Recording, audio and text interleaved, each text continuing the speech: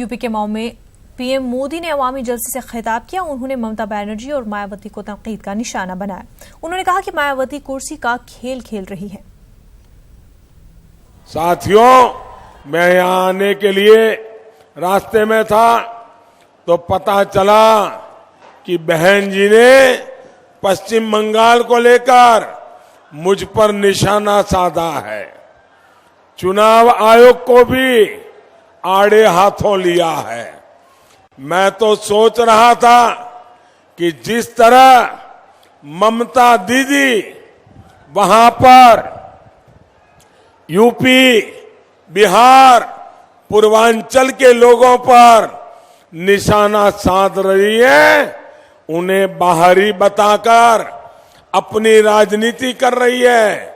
बहन मायावती इस पर ममता दीदी को जरूर कुछ खरी खोटी सुनाएगी, लेकिन ऐसा नहीं हुआ क्योंकि उनको आपकी चिंता नहीं है।